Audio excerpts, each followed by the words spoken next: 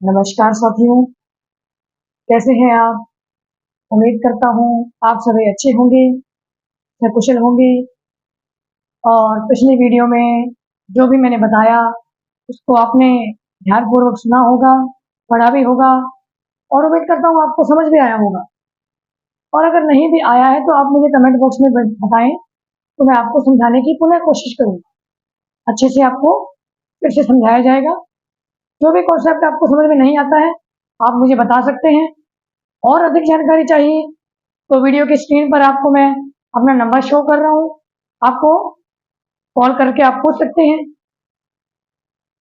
तो दोस्तों, आज की इस वीडियो में संगीत के दो आधार बिंदुओं के बारे में बात करेंगे जिन पर पूरा संगीत चलता है। तो संगीत के दो आधार बिंदु होते हैं, पहला होता है स्वर, दूसरा होता है ताल। स्वर और ताल, स्वर और ताल का मेल नहीं हो तो संगीत परिपूर्ण नहीं होता है। बिना स्वर के हम गा नहीं सकते, बिना ताल के हम बजा नहीं सकते और बिना ताल के हम गा भी नहीं सकते।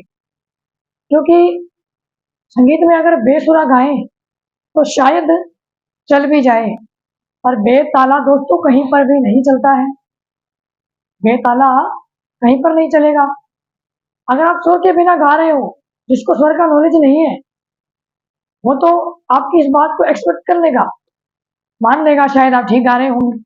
पर आपने अगर बिना ताल के गाया तो जिसको ताल का नॉलेज नहीं है ना, वो भी आपको टोक देगा कि सर क्या गा रहे हो, ढोलक तबला कहाँ बज रहा है, रिदम कहाँ बज रहा है और आप कहाँ गा रहे हो। कोई भी आपको कह देगा। ताल का नॉलेज सबको होता है, ताल हर इंसान समझता है।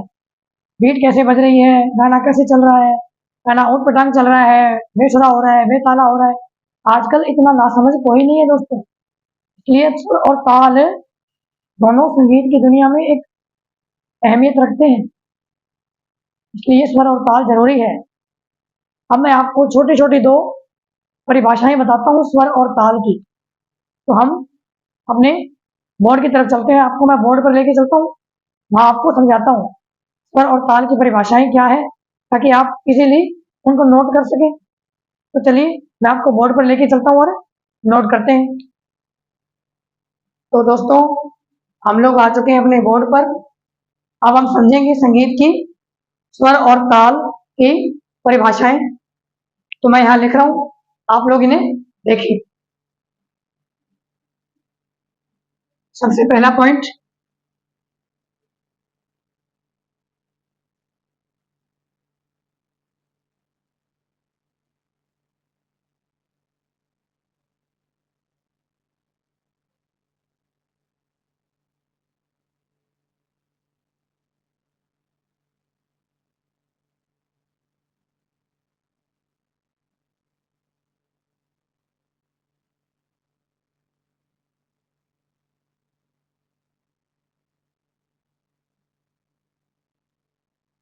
संगीत के दो आधार बिंदु होते हैं। पहला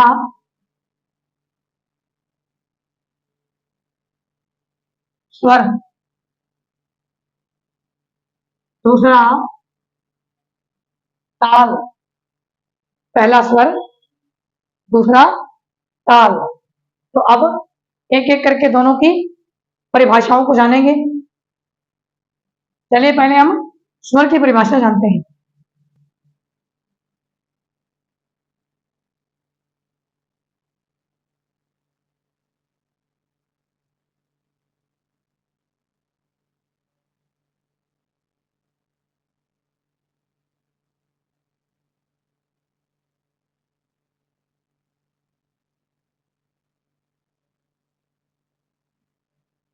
स्वर अर्थात आवाज।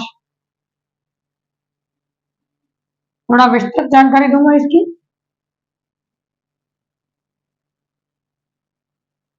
वह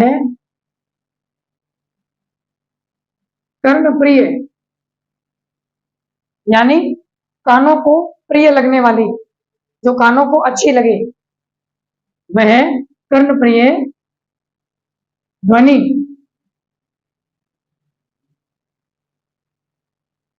जिसका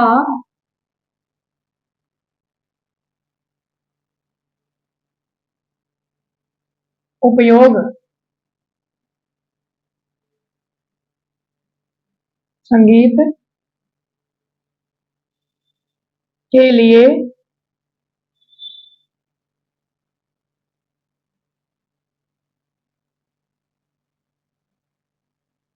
सहायक हो,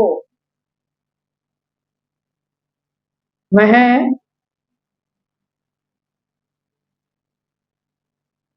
स्वर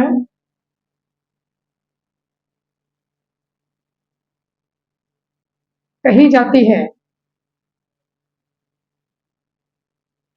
आप चाहे तो इसे लिख सकते हैं या स्क्रीनशॉट ले लें। इसे कॉपी करना बहुत ही जरूरी है दोस्तों।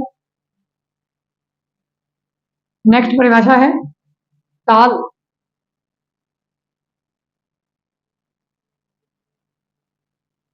ताल की जानकारी दूंगा आपको। ताल क्या है?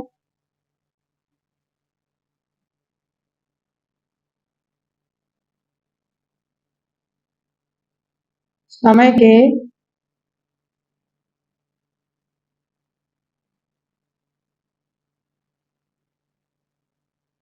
मध्यस्थ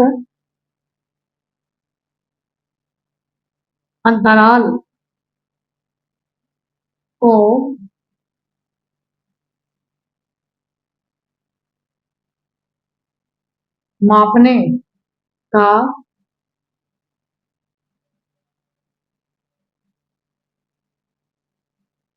का माध्यम या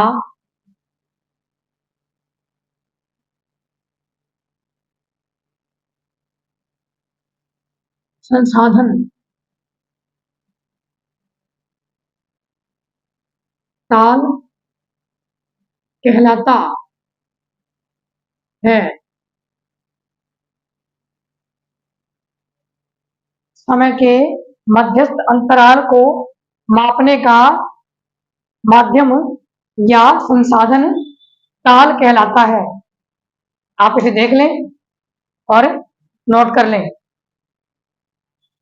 ताल के अंदर यानी ताल के मध्य में, ताल के बीच में जो अंतराल होता है, जो डिस्टेंस होता है, उसको नापने का काम जो करता है, जो संसाधन, जो सोर्स हम यूज करते हैं, उसे ताल कहते हैं।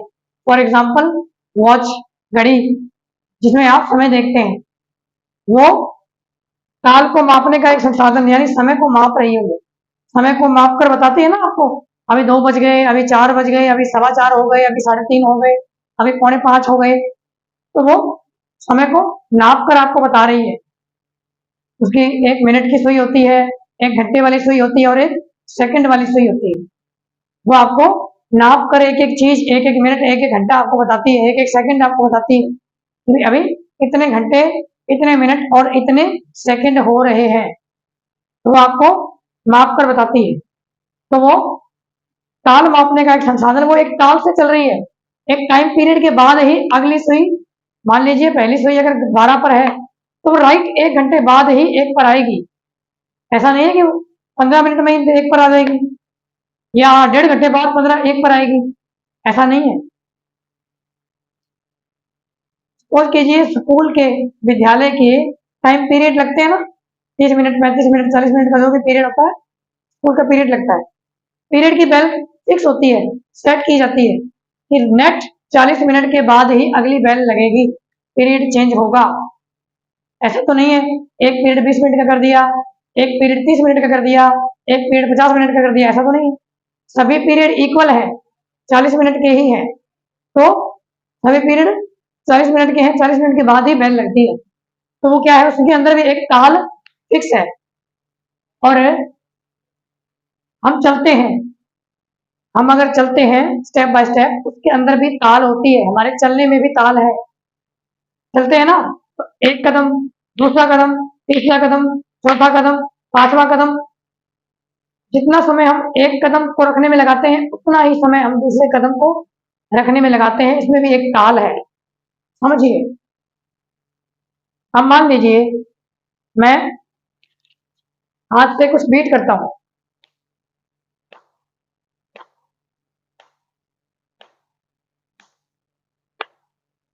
इससे क्या समझे आप? ये एक टाइम पीरियड के बाद ही बीट दूसरी बीट हो रही है। एक बीट के बाद कुछ समय लेती है और निश्चित समय के बाद ही दूसरी बीट होती है। कम या ज्यादा नहीं हो रहा है, बिल्कुल टाइम के अंदर अंदर ही हो रहा है। एक निश्चित समय अंतराल के बाद ये बीट हो रही है, यानी ये एक ताल बज रही है, एक ताल है। इसे समझिए आप, ये ताल है।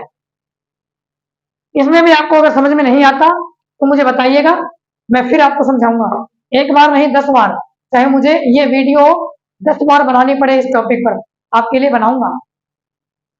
मैटर मेरा समय नहीं है, मैटर करता है आपका समझना। आपको समझ में आना चाहिए, समय जितना लगे कोई बात नहीं। एक कॉन्सेप्ट 1 महीने में तो पूरा हो ही जाएगा दोस्तों, कोई परवाह नहीं। आराम से समझो, यकीन से, तसल्ली से समझो, इत्मीनान रख के समझो, पेशेंस भी रखो, जरूरी है। आज हमने ताल के 2 आधार बिंदु जान लिए, ठीक है। उम्मीद करता हूँ दोस्तों सारा मैटर जो भी मैंने अभी तक समझाया आपको अच्छे से समझ में आया होगा और आपने बिल्कुल ईमानदारी के साथ उसको समझा भी होगा। कहीं से मेरे बताने में, समझाने में आपको मेरी तरफ से कोई त्रुटि लगी हो तो मैं आपसे क्षमा का प्रार्थी हूँ, मुझे क्षमा करना। जहां भी आपको गलती लगी, जो चीज आपको समझ में नहीं आई, आप प्लीज मुझे बताएं, तो मैं नेक्स्ट वीडियो में फिर से उस चीज को दोहराऊंगा, आपको फिर से बताऊंगा। इसी के साथ ही आप सभी को मेरा प्यार भरा नमस्कार। जय हिंद, जय भारत।